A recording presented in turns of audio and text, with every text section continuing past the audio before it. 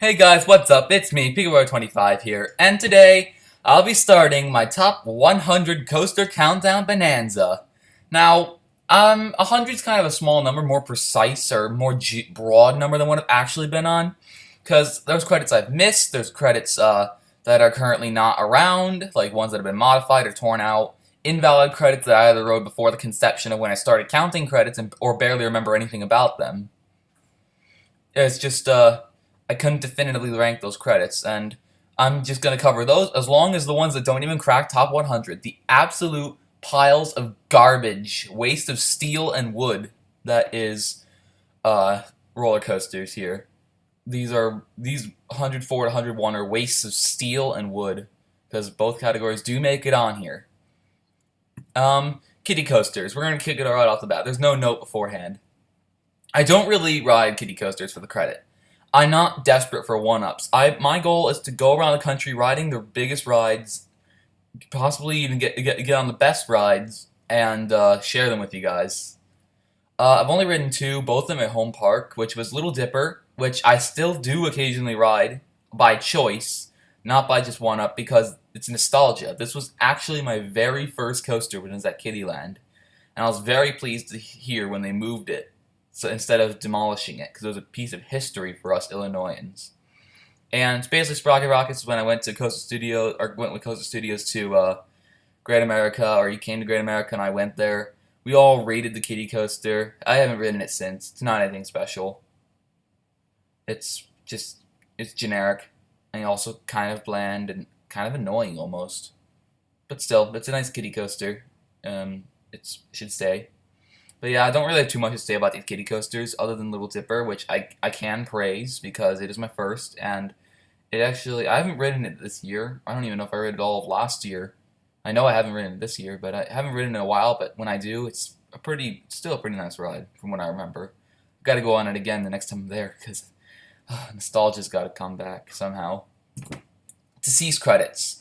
I count major modifications deceased credits when rides are not exactly identical to what they are before. I mean, granted, I don't care. I don't count relocations, and I don't count repaint and retheme. Like if Raptor was repainted, in the past off season. I don't count 2015 Raptor as a new credit from 2016 Raptor. Same coaster, same name, just a new paint color, which might have improved it a bit, but visuals don't really matter for me. I'm counting about rides that have either been torn out completely or have received major modification in layout, trains, track, or others. Those four rides are Mantis at Cedar Point. I had actually ridden Mantis 2 times in 2010 and 2013, and it was awful, but I rode it. And that got turned into Rougarou, Florida's conversion, new paint, new name, new theme, new trains. Mainly the reason I can't count it is because a new train's completely different experience. I'm kind of one of those more picky, but I don't count these deceased credits as legit rankable credits. So that's why I'm a bit more flexible with these. I'm gonna go to Ninja next, which replaced track, trains, painted, and new theme. The last two don't matter, but it's new track. But they replaced some of the old on a line track and then replaced it with new computer-aligned track, and gave it Kumba K trains. I had not been on Blue Hawk, but I have been on Ninja. And Hades, I rode the original Hades in 2012. It was one of the main reasons I went to Mount Olympus in 2012, and it has changed because it got Gravity Group trains, Gravity Craft Timberliners. It got an inversion and an overbank turn instead of a standard Airtime Hill bank turnaround back into the parking lot. But the new trains and the slight change in layout and also retracking is the reason I chose it to be a deceased credit.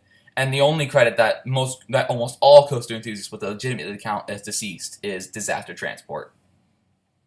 Yeah, because you will admit, Disaster Transport is not there anymore. It was demolished, bulldozed.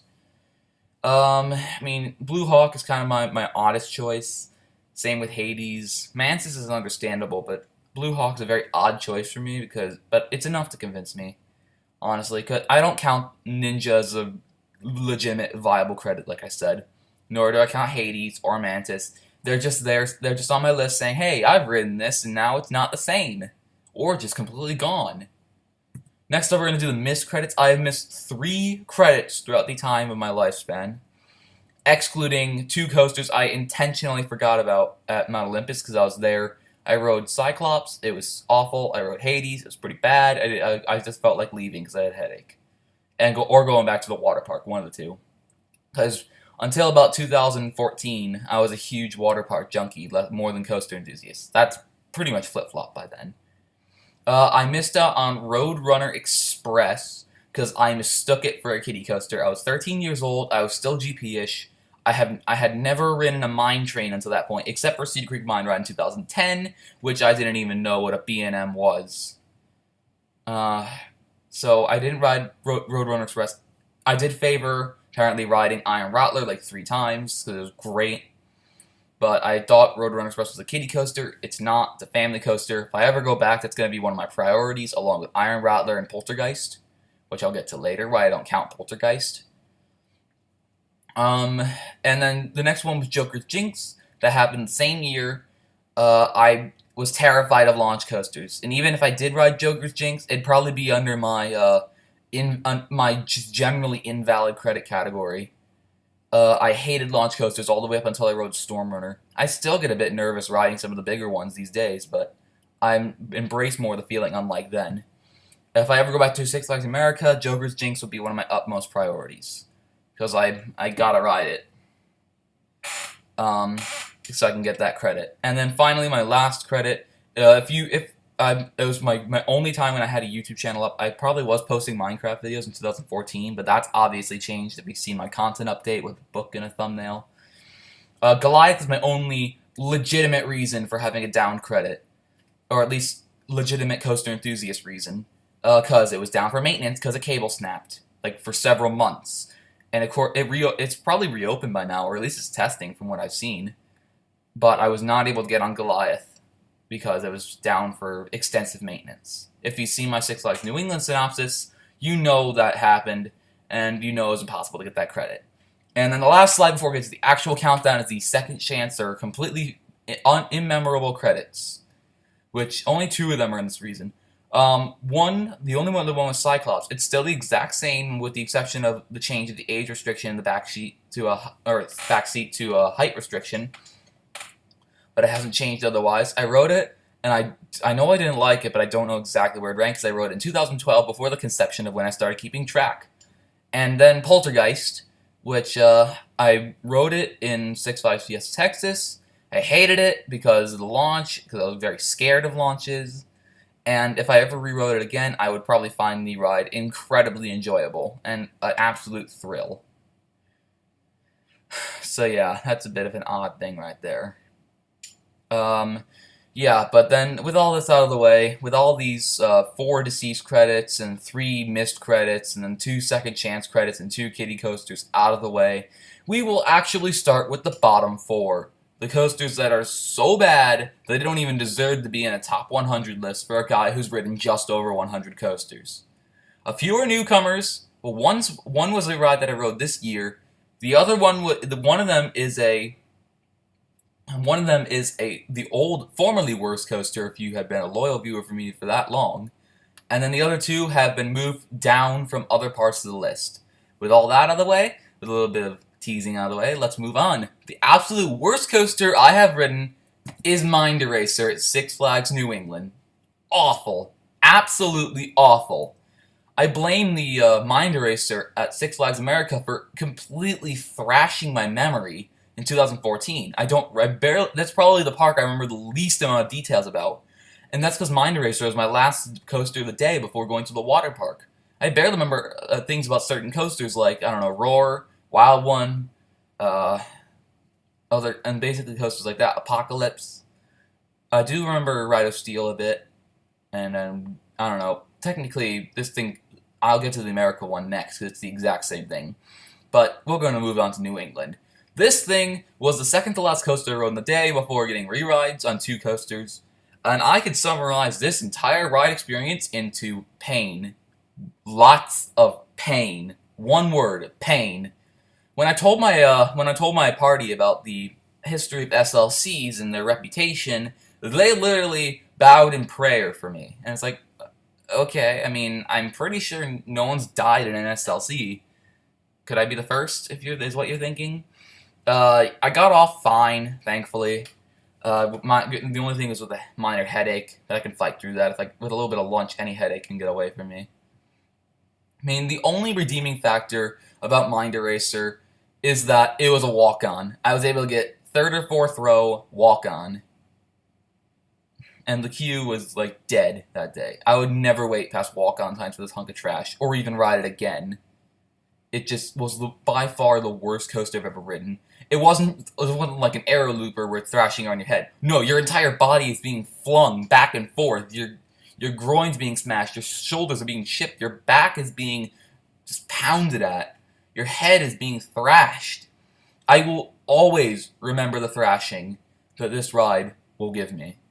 And considering that there are like 50 SLCs in the world, that just makes me very nervous about my future if I ever become a coaster enthusiast traveling the world. Oh, Lord. Alright, moving on. Same reasons, Six Flags America's Mind Eraser. It's just more of a faded memory. I have heard many coaster enthusiasts say that this is the worst SLC of them all, but I don't really remember anything about this. Also, it's been 2 years of faded, plus this thing is literally named Mind Eraser, which probably knocked any memory I had of the park out of me, except for a few grayed out memories. I still count them as credits, though, because of reasons. Everything is the same except for the colors. The name is even the same, because Six Flags loves reusing names. It's just, I rank this higher solely because of the faded memory compared to recency. I don't really remember much about this Mind Eraser, but if I ever ride it again, I will clearly remember. That was this thing. I'm not looking forward to going back to riding, but I gotta do it for the revitalization, the renewal of the credit. Next up, we have the Georgia Cyclone. You know this one. I've ranted about this many a times. This is an abomination. This atrocity tarnishes the name of the Cyclone layout. It's so close to my heart. I love the Coney Island Cyclone's bright and bold history. I really enjoy the Viper at Great America. It's been getting a bit rougher, I will admit, because it was built in-house with some sort of wood.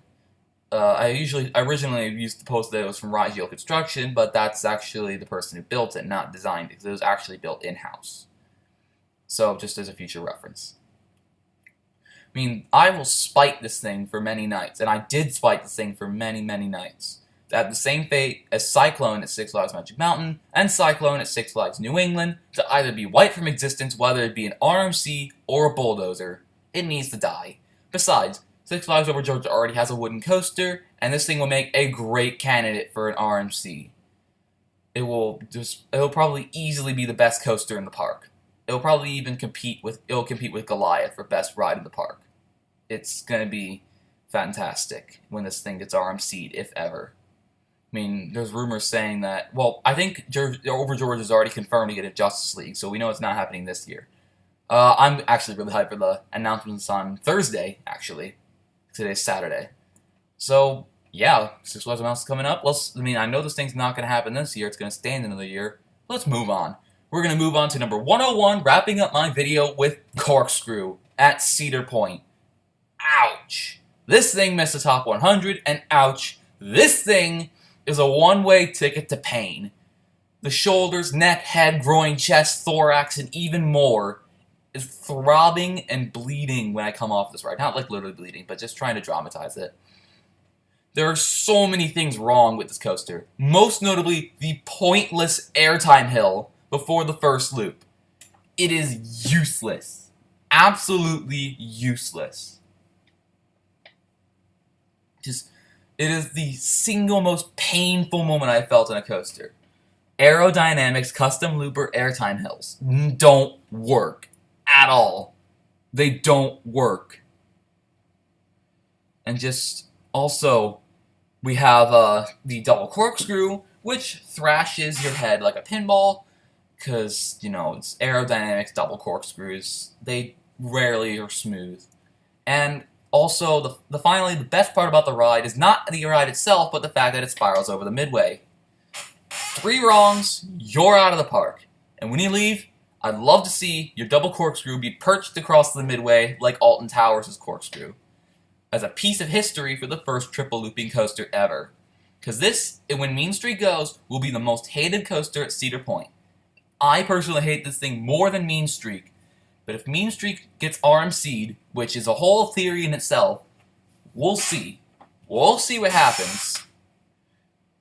But this thing will just be absolutely just miserable. It'll be the worst coaster in the park when Mean Streak is gone. Like, by a landslide. Sir, some people might say they hate Magnum or Iron Dragon. No, this thing is awful. This thing's just awful. I don't care about the historical significance with this one when it's just terrible. And I thought Demon was bad. Anyway, guys.